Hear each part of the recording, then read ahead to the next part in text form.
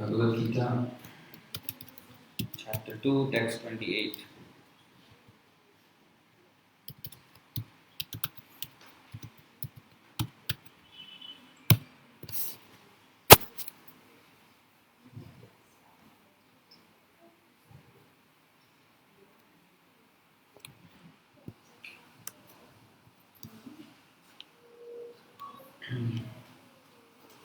Avyaktadini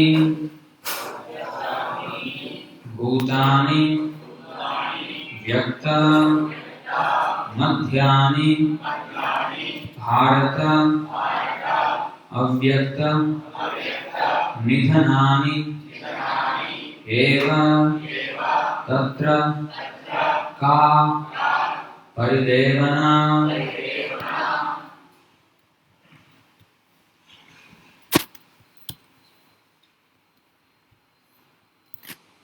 Avyaktadini bhutani vyaktamadhyani bharata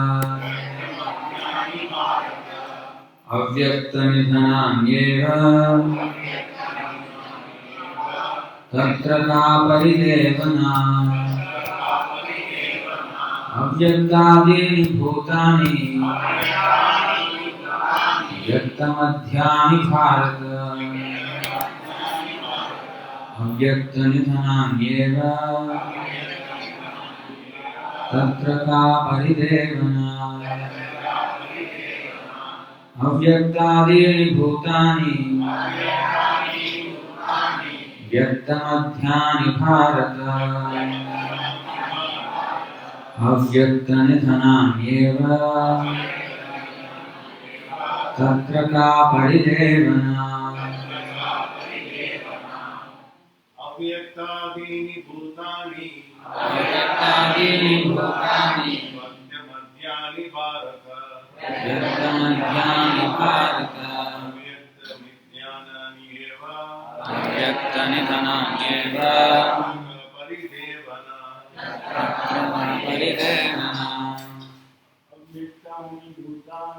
Avyaktadini bhutani madhyani bharata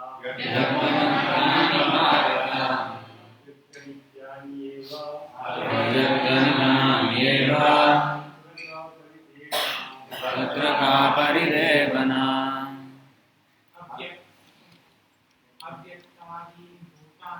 Avyaktadini bhutani vyaktamadhyani bharata avyaktanidhananyeva. Mataji, Avyaktadini bhutani vyaktamadhyani bharata avyaktanidhananyeva tatra ka paridevana. Avyaktadini bhutani vyaktamadhyani bharata avyaktanidhananyeva tatra ka paridevana.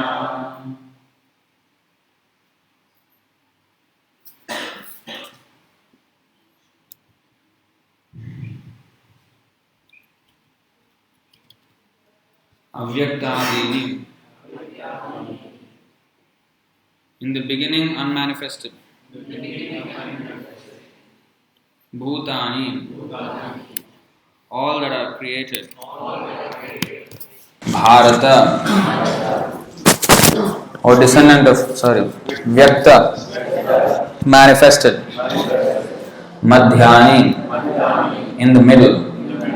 Bharata, O descendant of Bharat. Avyakta, non-manifested. Nidhanani, all that are vanquished. Eva, it is all like that. Tatra, therefore. Ka, what? Paridevana, lamentation.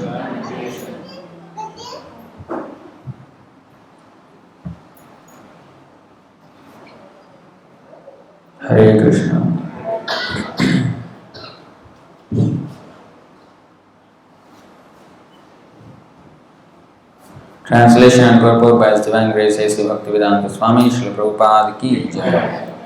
Translation: all created beings are unmanifest in their beginning, manifest in their interim state, and unmanifest again when they are annihilated. So what need is there for lamentation? Please repeat. All created beings are unmanifest in their beginning, manifest in their interim state, and unmanifest again when they are annihilated.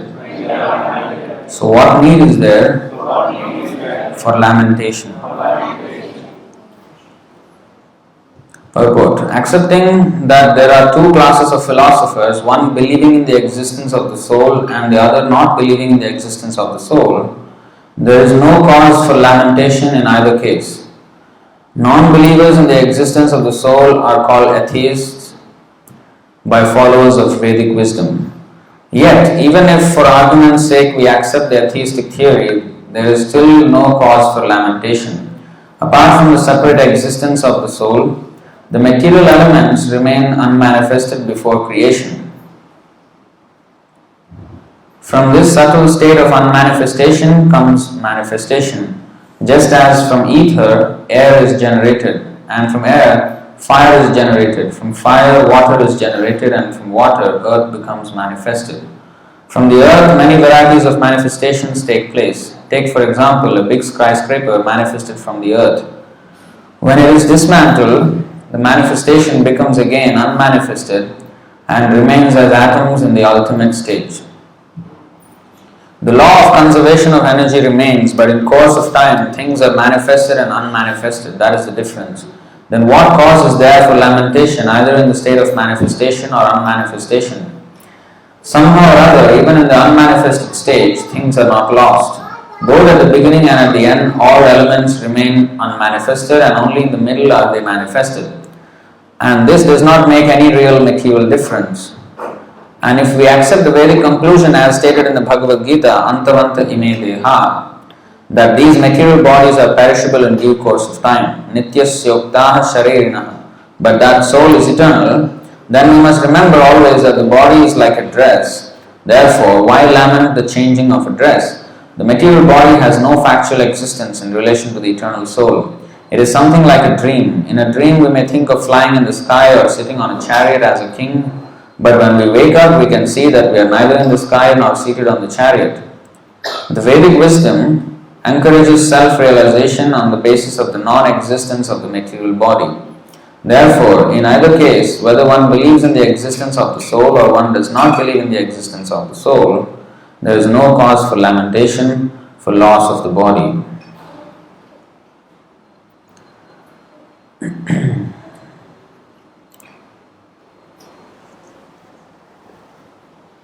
So because people, it's a common thing. When somebody passes away, when somebody dies,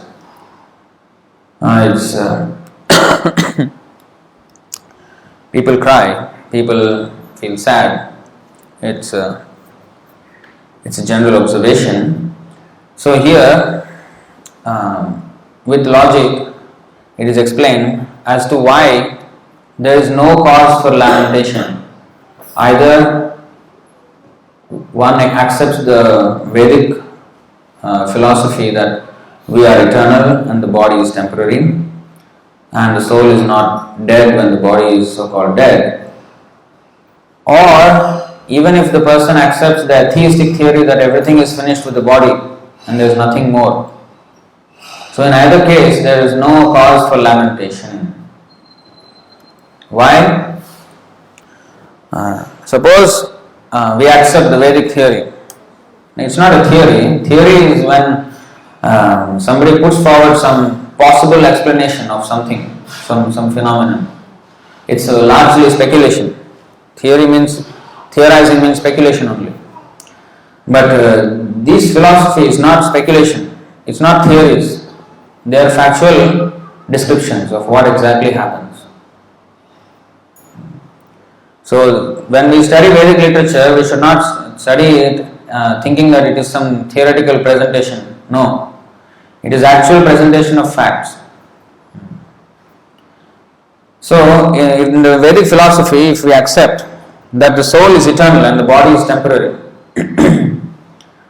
so when it is explained in the 22nd verse of this chapter, Vasams jirnani yatha vihaya navan grahanati naroparani tatha sharirani vihaya jirnani anyani samyati navani dehi. As a person puts on new garments, giving up old ones, similarly the soul accepts new material bodies, giving up the old and useless ones. So, suppose now it is a new year, it is coming. Maybe for Indians it's not such a big celebration. Maybe Deepavali, which just passed. Or any such occasion, buy new dresses, new clothes. So, when the old clothes are given up, do we cry? Oh, my old clothes are going away. We don't cry. In fact, we feel happy that we are getting new clothes. So when somebody is passing away, that old dress of the old body, old dress of the body is being given up by the soul and is accepting new dress. So why there should be a lamentation?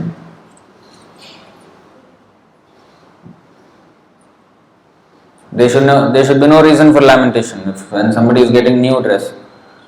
So similarly, a person that's why it is said, a sober person who knows this, he is not bewildered. Dehinosmin yatha dehe kaumaram yauvanam jara tatha dehantara praptir dhiras tatra namuhyati. As the embodied soul continually passes in this body from boyhood to youth to old age, the soul similarly passes into another body at death. The self-realized soul is not bewildered by such a change. There is further explanation, description of what is happening. So the body is changing. We see, some children are here very small, and those we all have been in that stage before. We also had a body similar to that. But now we don't have that body, we have different body. So we have changed already. So reincarnation is in progress. It's a constant work in progress. Every moment we are changing bodies. So similarly, as it has been changing and as we will continue to change into old age, similarly the soul will accept another body at death. That's all. It is a simple, same progression of the same continuous change into a completely new body. So this is explained, and how exactly the mechanics of reincarnation work, that is explained further in the 15th chapter. Whatever we have, we will take out that verse. Whatever conceptions we have formulated within this life, those conceptions will give rise to our next body. Not this. We'll first go to the 8th chapter here. What is that?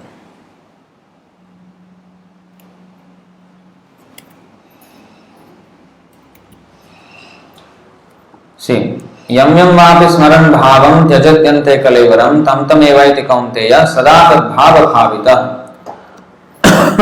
Whatever state of being one remembers when he quits his body, that state he will attain without fail. So whatever is our conception at the last moment of our life, that conception will take forth to our next body. And that last moment conception, or what our mind is thinking of, that will depend on what we have been practicing thinking all our life. This is why this Krishna consciousness is very important. Krishna consciousness means to be always conscious of Krishna. That's the simplest definition. We are always not conscious of Krishna. We are always caught up in our own I and mine platform, aham mamata. So when we graduate from this and understand that for every thing that happens, for everything that we perceive, we remember Krishna, that is called Krishna consciousness. So if we practice like that, always conscious of Krishna, then at the last moment we will also be conscious of Krishna. And then we will be promoted to the kingdom of God, Vaikuntha. That is the whole idea. So, but if we do not do that, if we practice so many other things, thinking of this thing, that thing, then we are running the risk of taking another birth. It is not just risk, it is, it will definitely happen. So, just imagine if we are going to die at this moment. Am I ready to think of Krishna at this moment? I think there was a talk by the Apple CEO, Steve Jobs. I think after that talk, I think a few months later he died or something. So in the talk he said, because he was already aware that he has, or maybe just before he was diagnosed with cancer or whatever. So he said this, that in the face of death, all achievements, all accomplishments in this life hold no meaning at all. When one is, we may now be very proud, oh I achieved this, I achieved that, I did this, I did that. But suppose we get the notice that I'm going to die. How will all that matter? In a moment, they have no significance at all. They will completely fade into oblivion. And the death is the only prominent thought. That's why Krishna says, Mrityu sarvaharas chaham, I am death. One may, when he has life and when he has capability to move his tongue, he can say, oh there is no God, I don't believe this, the damn thing. Because he can say as long as he has the power. When the power is being withdrawn, when the death comes face to face, then we have to obey. It is like Prabhupada said, when the master, the dog is jumping here, wagging his tail, doing this, doing that, he can do as much as he like. But when the master calls, hey, come here, he will stop everything and come. Like that, we have to obey his Krishna's command when he comes as death. Hey, shut up now, come back. Finish, enough playing, come. Then we cannot say no also. See? So in the face of death, everything else fades in comparison. Nothing will appear great anymore. Because all these things, all these achievements will not save us. We have been simply hoodwinked that we did so many things, we made a big change to this world, this, that. But at the time of death, all those things won't help me. So therefore it is very important to become Krishna conscious. Otherwise, this is what will happen. Whatever we think, we will become next life. And how exactly, even more description is given in the 15th chapter.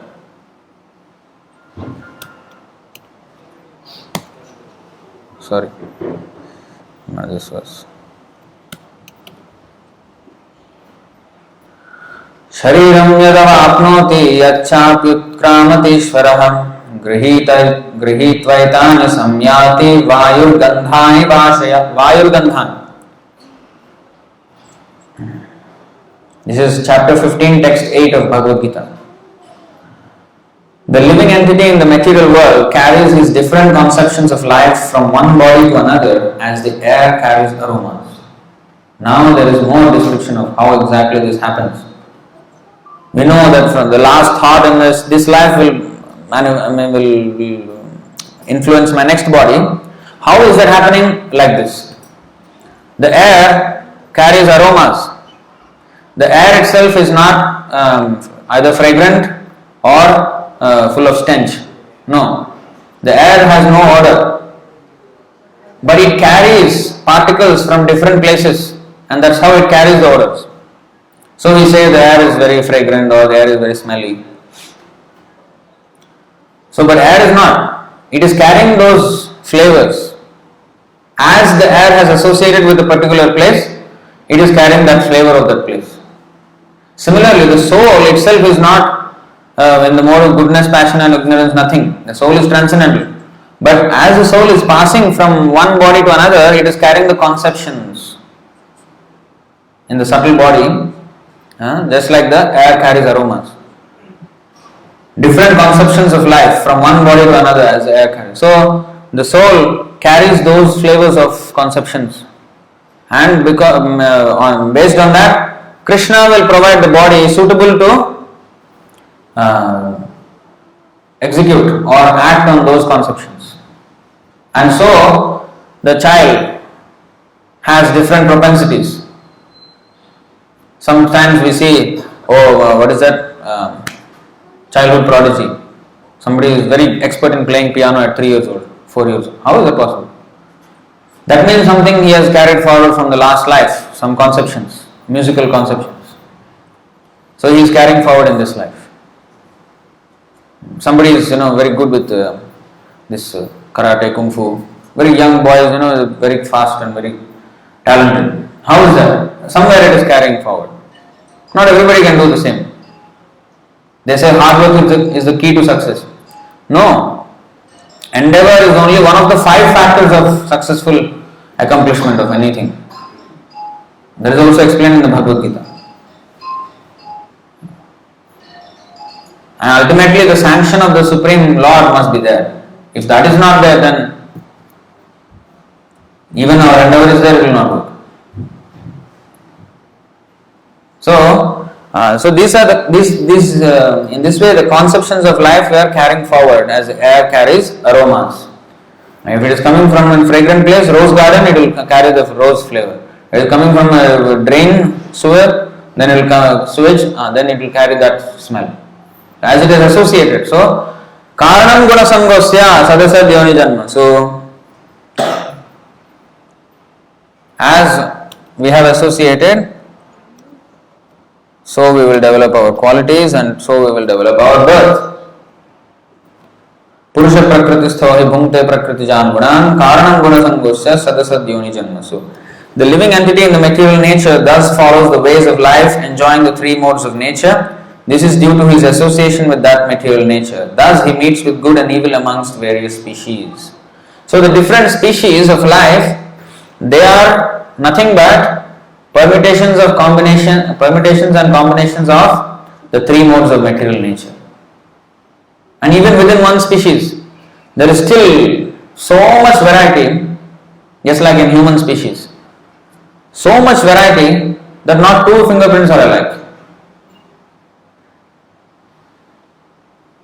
Each and every person's life is different. His conceptions of life are different. So this is all because of our different. Krishna is making custom-made, tailor-made bodies for us.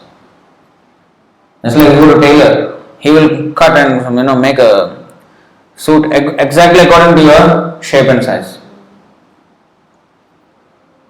Like that, Krishna is giving us tailor-made bodies according to our individual conception, not like mass-produced, ready-made. Yes, there are ready-made 8.4 million species, but within each species there is again variety. Not that one species means everybody look the same in that species. No. For us, if we look at a dog, all dogs look the same. If you take one breed of dog, but actually they have their own identification. If you see a cow, you can't tell the difference between one cow and another if they are all the same breed, usually, unless there is different patches of colors and all that. But if you put white cows, then which one is which? It is hard sometimes. But within them they can identify. What to speak of cows? You put 10 Chinese, all look same. Like this was one joke, when my mother was, she used to tell us, when she was a small girl, some Punjabi, one gentleman came and so somebody was saying, that Punjabi gentleman came. Which Punjabi gentleman? All look like what is it? Bishan Singh Bedi. Bishan Singh Bedi was a cricketer, all look like him only. So no offense, but you see, but if you watch closely, you can tell the difference. So like that, um, we have, even in every species there is so much variety. Our, you see, next, our looks, our mannerisms, everything is, you see. 15,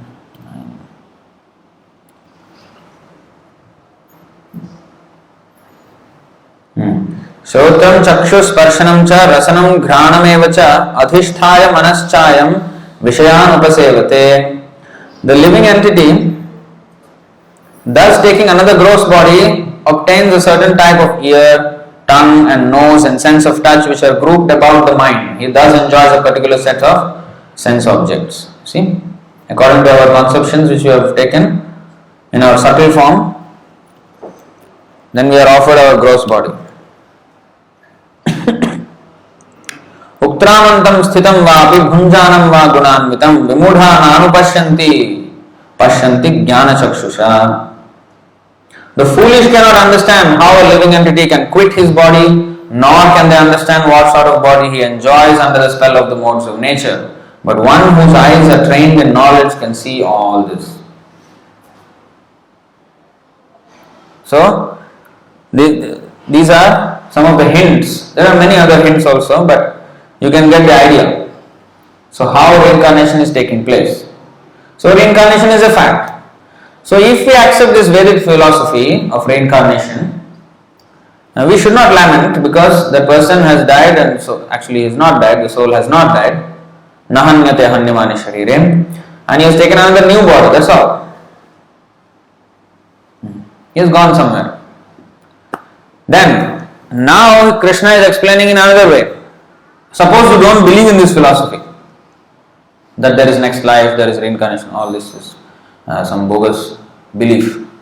Fine, even if you accept that for argument's sake, even then you should not lament, because the body was unmanifest before, just like this body is made up of the 5 elements, bhumi, apa, analo, vayu, tham, panchabhuta, earth, water, fire, air and ether. Let's take another example, like a brick or a clay pot. What it is? It is just mud. Then mud mixed with water, earth mixed with water, and make into a shape, then put in the kiln, in the fire, and now it takes a shape of a pot. Now we call it pot. Before it was called mud. They were not mixed. Now it is called pot. And then when the pot breaks and mixes into the mud, it's again mud. So the names are given according to the shape it has taken for that particular time. If the same clay is used to make, after pot finish, then the mud is used to make a brick. Now it is called a brick. It was called a pot, now it is called brick. So in different ways, as we become manifest, as the bodies become manifest, we are called differently. If you see a dog's body, if you see a human's body, when they die, they mix into the same earth. They are also made of earth, air, water, fire, ether, same thing. But why one is called dog, one is called man? Because different shape, different use. Just like this laptop, we call it a computer because it does some work. But if we dismantle it, it is copper, aluminium, plastic, but we don't call it copper, aluminum, plastic. No, we call it computer. Now, if a phone, that is also copper, aluminum, plastic, but we call it a phone because it is doing different work, different quality of work. So, according to the use, according to the work, we call it differently. How these elements are mixed and matched. So, that's why in the manifest state there is name. In the unmanifest state, they are just ingredients. See?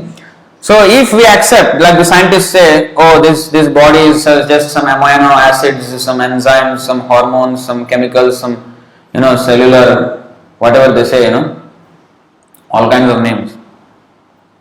So, even if we accept these are the ingredients of the body, fine. After the death, it will become the same ingredients. Even in the Bible, it is said, from dust you come and to dust you go. Because from earth you have come, and to earth will mix. So even if we accept that philosophy, that we are made of some chemicals, that's all. So those chemicals were existing before we took birth, and those chemicals, our body will become those chemicals again. So if the chemicals are turned in this way and that way, why should one lament? So whether we accept atheistic philosophy or we accept theistic philosophy, both ways there is no reason to lament when somebody passes away.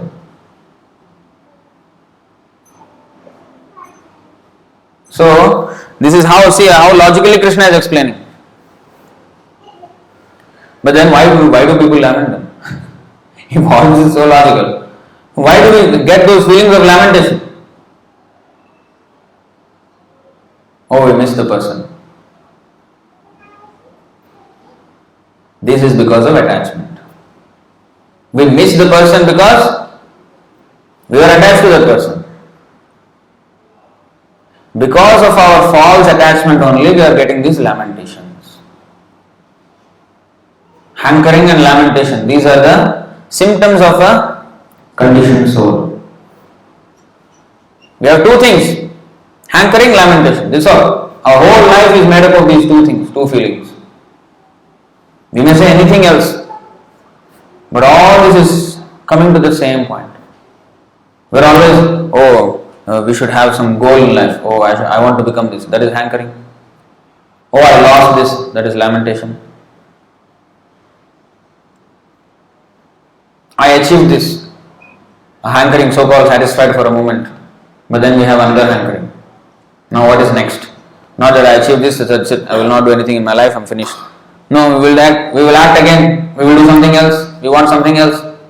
So these hankerings are going on and on and on. And we are lamenting for our losses in the meantime. And something doesn't work, we lament.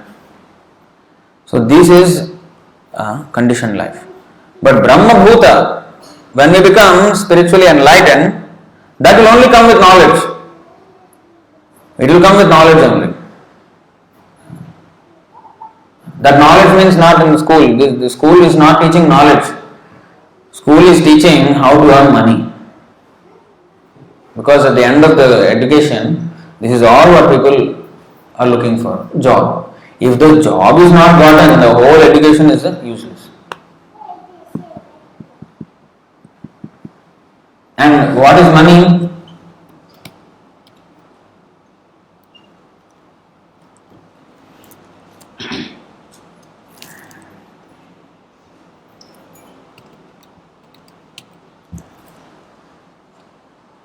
नित्यार्थितेन वित्तेन दुर्लभेनात्म मृत्युना गृहापत्याप्त पशुभि का प्रीति साधुतैश्चलैः. This is Canto 11, Chapter 3, Text 19. Wealth is a perpetual source of distress. It is most difficult to acquire and it is virtual death for the soul. Therefore, what satisfaction does one actually gain from his wealth? Similarly, how can one enjoy any genuine happiness from those things that are gained or maintained by one's hard-earned money, such as home, animals, home, children, relatives and domestic animals, since they are all temporary? See? How much rush hour? People are packed like, nobody's business. In the MRTs, buses, the door opens and then nobody comes out, nobody goes in, again door closes, go back. The guy is waiting. If you see the Raffles Place, City Hall, MRT, the CBD, how big lines, staircases are being filled up. I was shocked.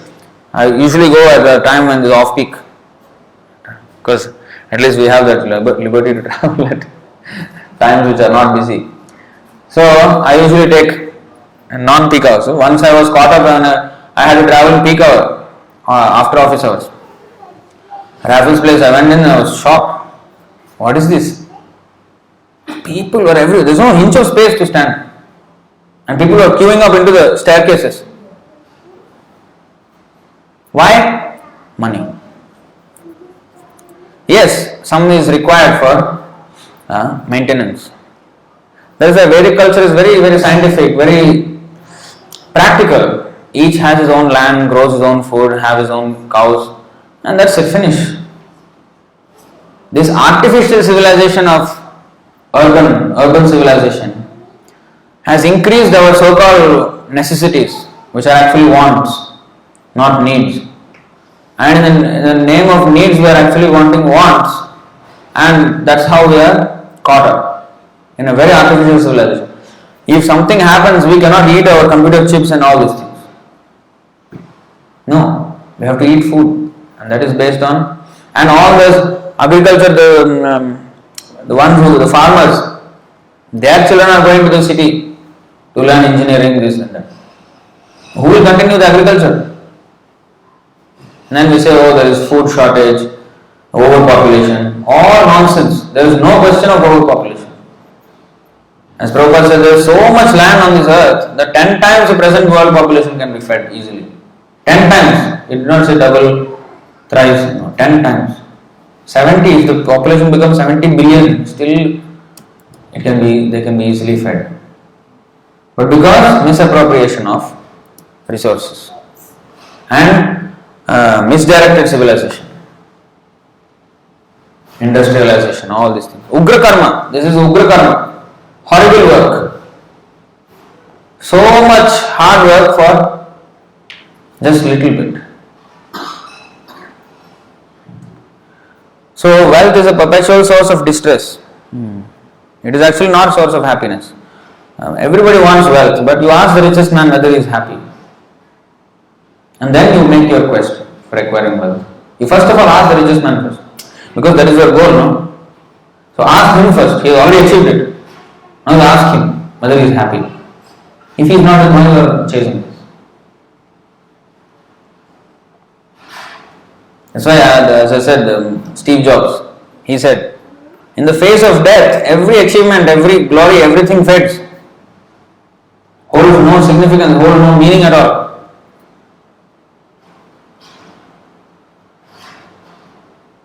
But that thing we don't get only when there is a notice of death. No, notice of death is already there the moment we are born.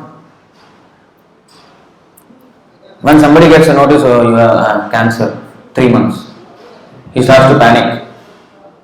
So what has he been thinking all this life? That means he's going to live forever.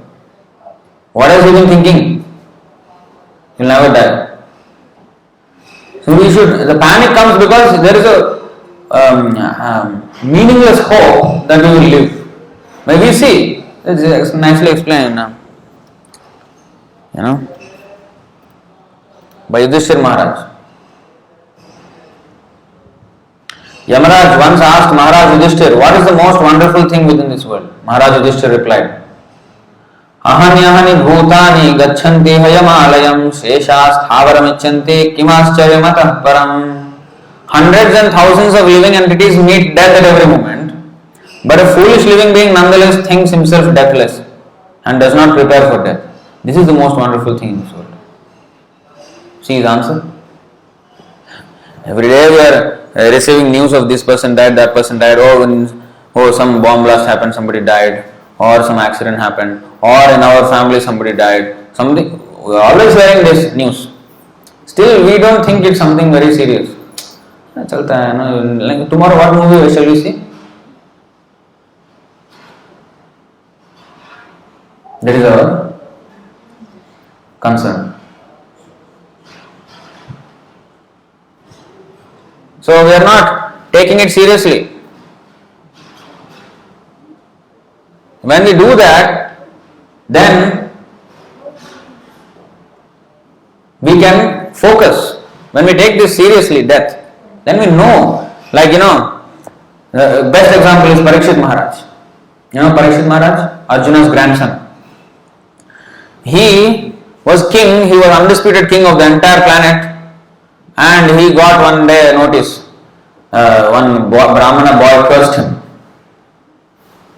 that he will die within 7 days. 7 days. Don't talk about 3 months, 6 months only. 7 days. And not some disease, he was perfectly alright. In the prime of his youth. And he got this notice that 7 days he is going to die by the bite of a snake bird. What did he do? He immediately congratulated the messenger who came and gave the message. He gave his necklace. Best news you have given. Now I will go to Ganga. He went to Ganga just wearing one loin cloth, coping. He went. He was then the Sukadeva Goswamis came and the whole Bhagavatam discourse was happened for 7 days.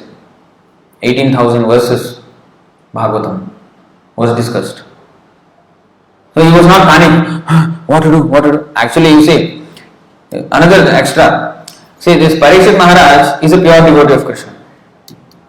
And when he was in the womb of his mother, Ashwathama, the son of Dronacharya, he directed a Brahmastra. He shot a Brahmastra to kill whoever is the next descendant of this dynasty.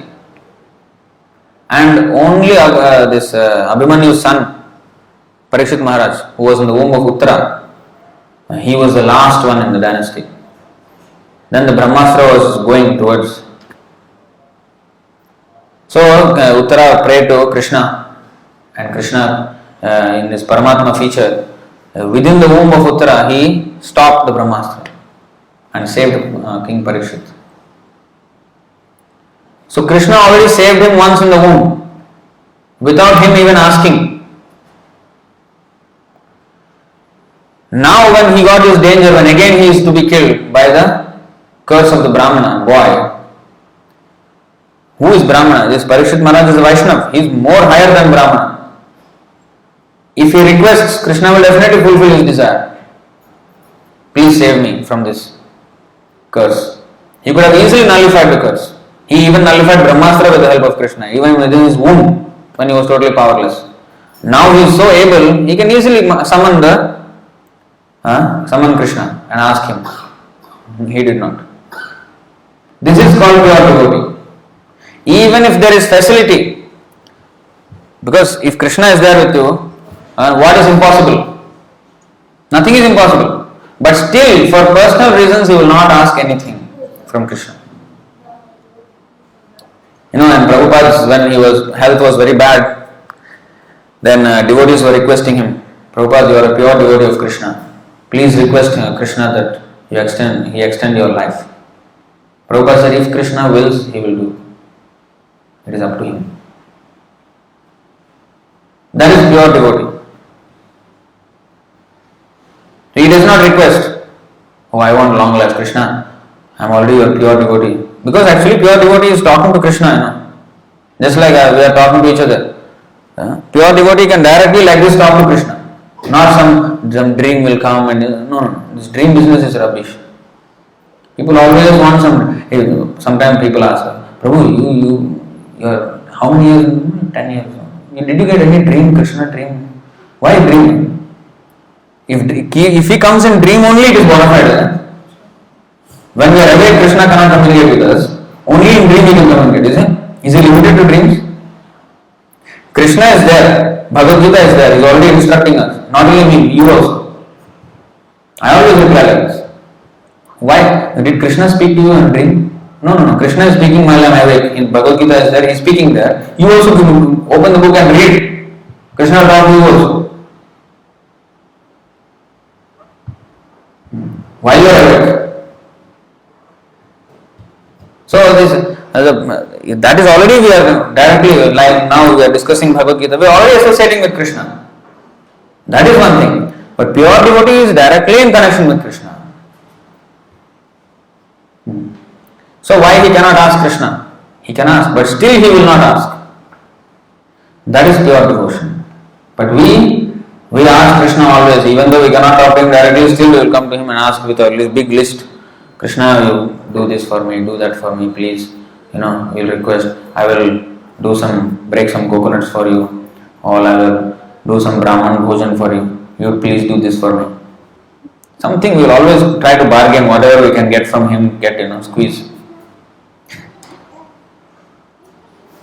But that is not pure devotion. That's why actually we cannot speak to Krishna. Because if we start speaking to him, we will ask all nonsense. So Krishna, Naham Prakash Sarvasya, I stay away from these people. You go and worship demigod, don't disturb me. You worship, Shiva, Brahma, Indra, Chandra, all you worship. 33 million are there. You go. Kamaistha Hritajnana. Those who have no intelligence, those who are always after material desires, you go worship Durga for material wealth. All material, so many they want. You go Devatas. That's why he actually instituted the whole Devata system. Why? Because it's kind of, we are all not interested in Krishna. We will pray to Krishna because we are interested in our thing. If Krishna can fulfill my thing, okay. If this Devata can fulfill me, okay, I will pray to this Devata.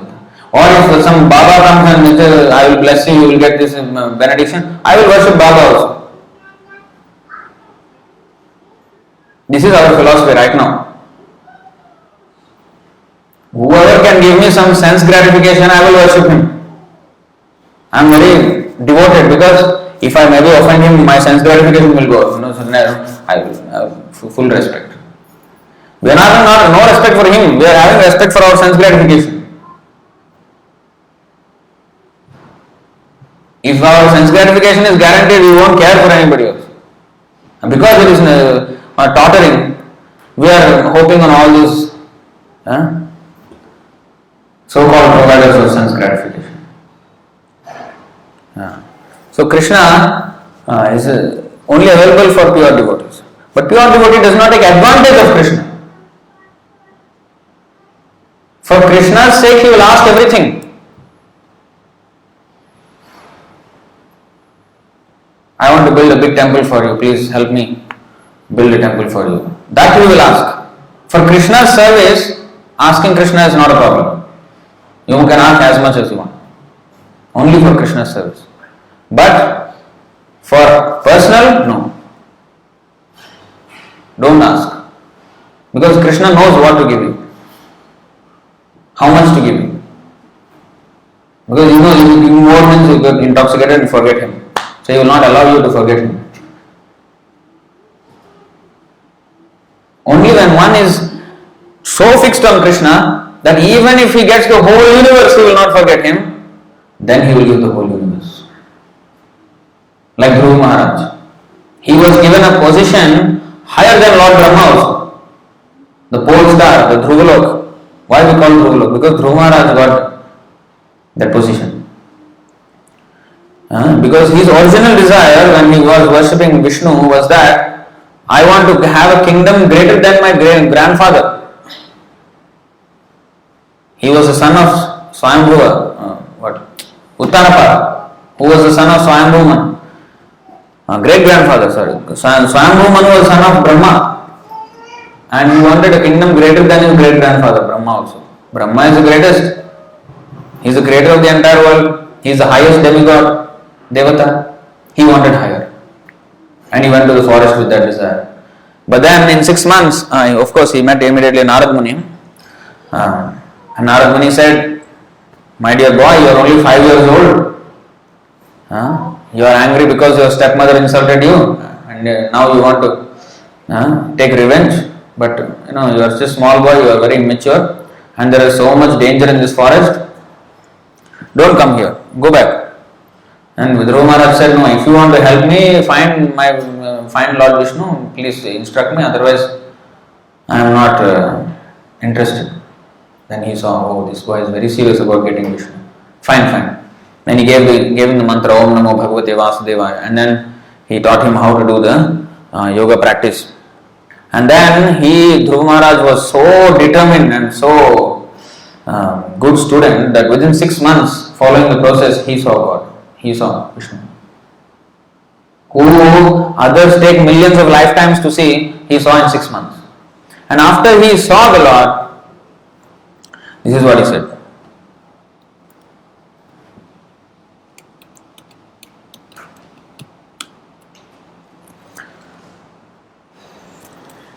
Sthanabhilashe tapasi sthitoham tvam praptavan devamnindra guhyam Kacham vichinmannapi divyaratnam swamin kritarthosmi varamneyache. When he was being blessed by the Supreme Personality of Godhead, Dhruva Maharaj said, O my Lord, because I was seeking an opulent material position, I was performing severe types of penance and austerity. Now I have gotten you, who are very difficult for the great demigods, saintly persons and kings to attain. I was searching after a piece of glass, but instead I have found a most valuable jewel. Therefore I am so satisfied that I do not wish to ask any benediction from you.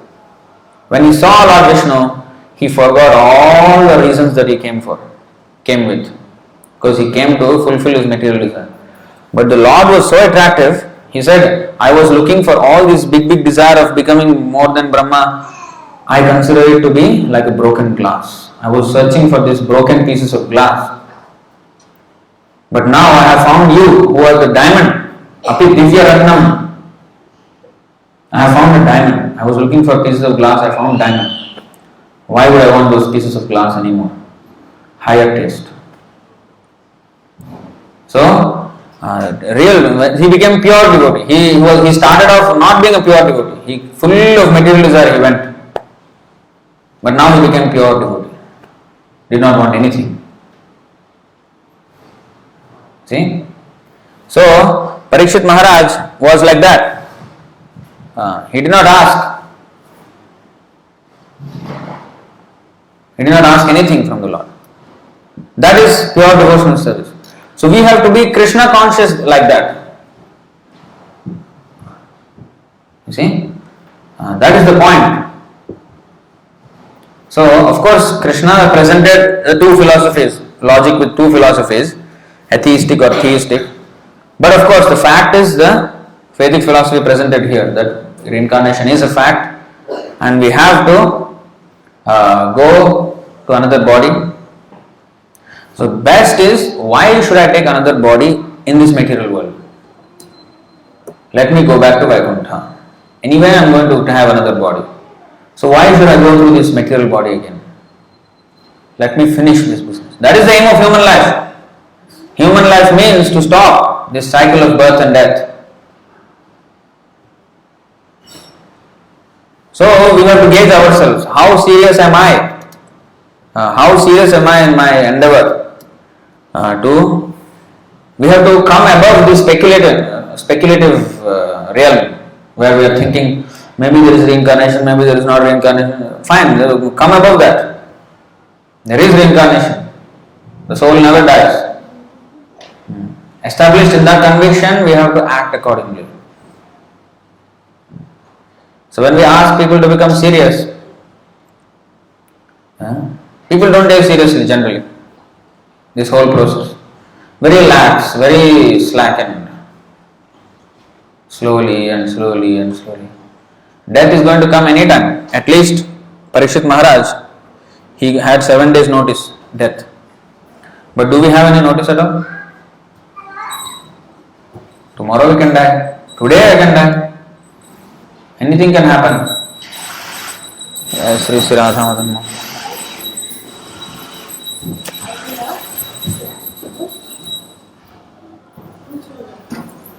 Anything can happen.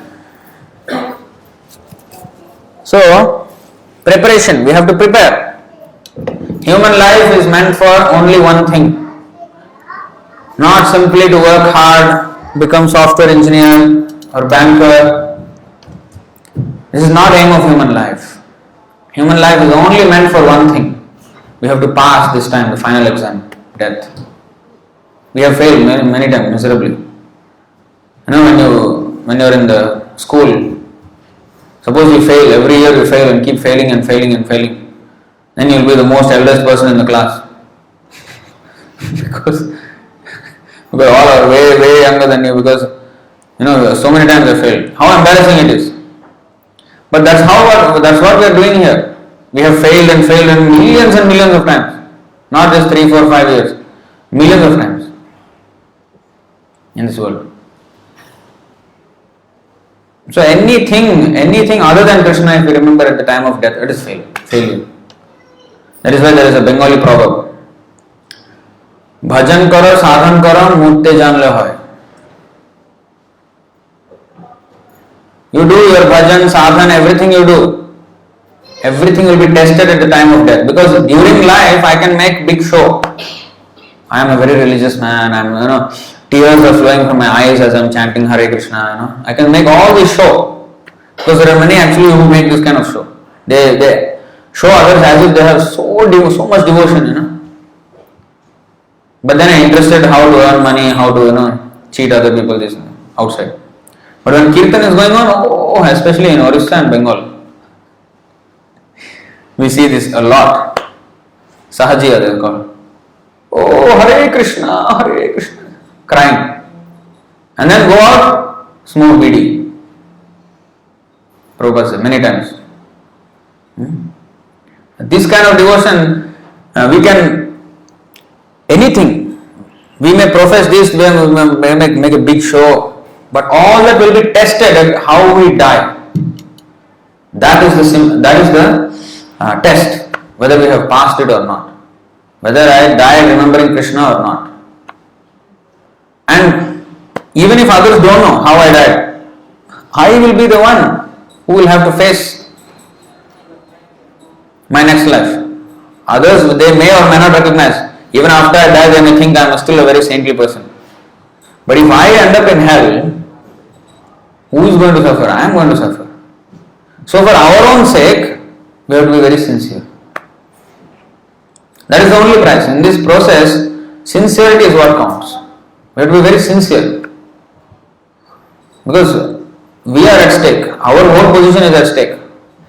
Not that it is not a societal, social prestige, esteem, if I am not religious, maybe people will think what.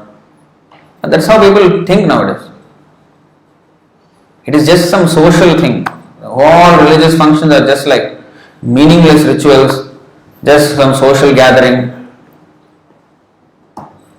talk rubbish there, some politics, some sports.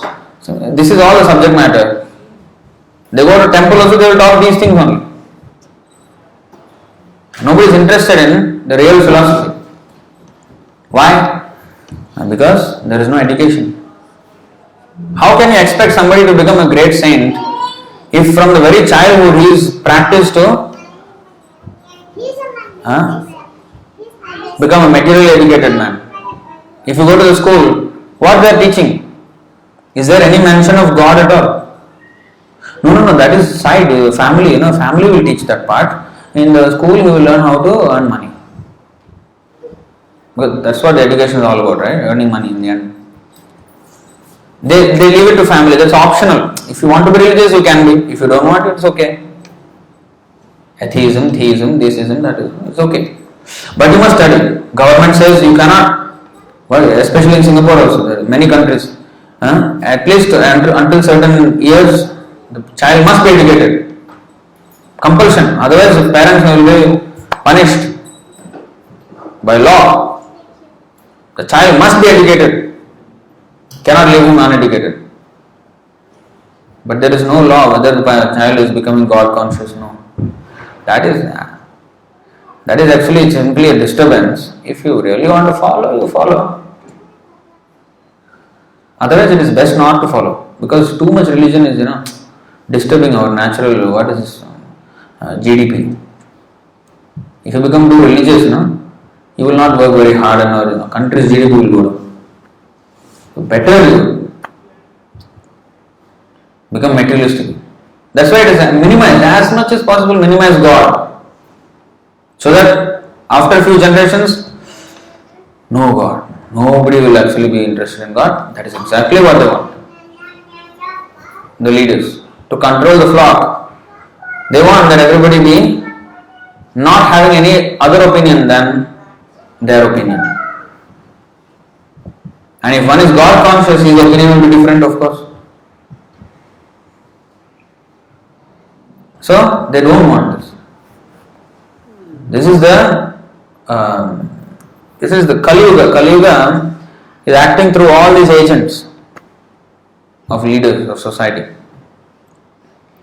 So we should not fall into that trap. Actually, devotees who are not very serious, who don't read Srila Prabhupada's books every day, they fall into this trap. They also send the children, you must study. Some festival will come. No, you cannot take off from the school. You must study. School you cannot come out. See? No, there is some festival. No. School. They teach like that. Because they themselves also work. Not important anymore. Even devotees. So we have to, the understanding must be proper. So unless we are every day reading and getting ourselves convinced, we will get brainwashed by Maya. We are thinking, many people accuse us, oh, you are brainwashing people. Prabhupada actually said actually brain needs washing, it is dirty. So yes, we are washing the brain. In that way, yes. But otherwise, everybody in the outside world are brainwashed. They think that this is only life, we should live it, we should earn money, this is all the aim of life.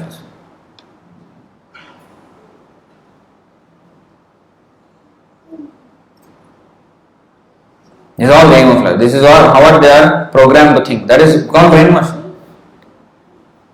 Here we are removing that to let you see the reality. So wherever you are, whatever you are doing, you don't have to stop anything. It's a very simple process. It is not difficult also. If you agree to do it, it is not very difficult. You can be wherever you are and then simply chant Hare Krishna, read these books, perfect philosophy. Instead of reading newspaper and internet some articles or watching some movies, spend time here. Read these books. They're better than any movies. If you see the storyline, if you want the storyline, if you like stories, you read Bhagavatam, you read Bhagavad Gita, Chaitanya Charitamrita. The storyline is so good, no movie can match. And it is full of meaning into our eternal life. Completely based on this, our platform of the soul, not on the body. So, the entertainment is also there inside. Manoranjan, they say, right? Entertainment. Simply gratifying the mind, Manoranjan. The mind will actually be happy if the soul is actually happy. Then automatically the mind, senses, everything will be radiating happiness. The soul, how to be happy? By when one becomes Atmarama. Atmarama means one the soul is happy. How? By connecting with the Supreme Soul. That is the most happiest position. So therefore, take it very seriously. Chant Hare Krishna, read Srila Prabhupada. This is most important. All problems come when we don't start reading Prabhupada's books. And don't say that I am reading Prabhu. What are you reading? Some devotees are sending me WhatsApp quotes. Don't count this into reading at all. That is not what spiritual life, spiritual knowledge is not some tidbits, some tidbits, some put something I put in my mouth for a while. No, they should be the main. One should study 1 hour at least every day. One must read. And before you sleep, spend time reading. Then, without fail, your focus will be on track. Without anybody asking, you will want to start chanting, you will want to do more service, you want to do all these things will automatically come. Automatically, you will be disinterested in material life. Some people say, no, I don't want to be disinterested because I want to pursue these goals. Yeah, as Dhruva Maharaj said, we are running after broken pieces of glass, but I am showing you diamond. No, I want this broken piece of glass. Stupid, right? It's stupid. So, we should stop for a while and think where we are heading. Yeah, I have so many goals, but after achieving them, will that save me at the time of death? No. Then finish. This is a litmus test. Anything, just test it like this. What I am running for, what I am endeavoring for, will that save me at the time of death? Yes? Okay, pursue. No? Finish. Reject. Nip it in the bud. Not that, no, everybody is doing, no, how can it be wrong and how can majority be wrong? This is how our mind will start thinking. The whole world is following, at least in this material world I have to follow these things. No, there is no need. Material world is also belonging to Krishna only. Not that it is separate world, Krishna world is separate and material world is some Satan and God, two competitors. No, no such thing. Maya is Krishna's agent and this material world also is his kingdom only. So if we are devotee of Krishna, Krishna will maintain us whether there or here also. So we should have the confidence. Rakshishyati iti vishwasa. Surrender to Krishna means we should have the Rakshishyati iti vishwasa. We have to have the faith that He will protect us no matter what. We don't need to seek any other protection. He will protect. And confidently take up this path. Not that He will, Krishna will protect. I will do whatever I want and Krishna will protect. Not that kind of. We have to do what He wants us to do. Not that, I will,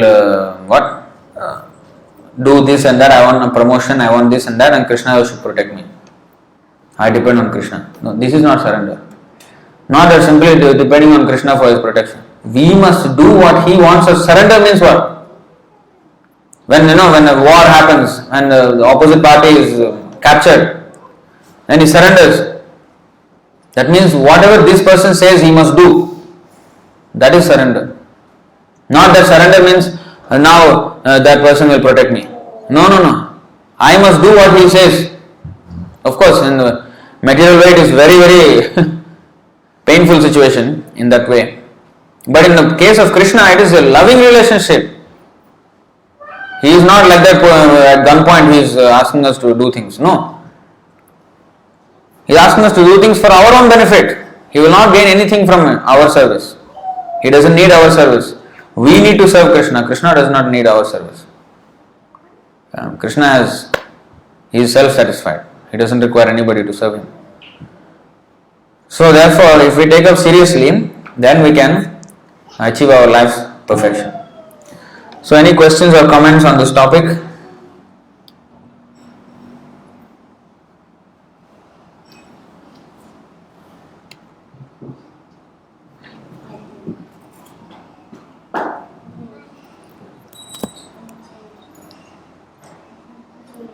Any questions?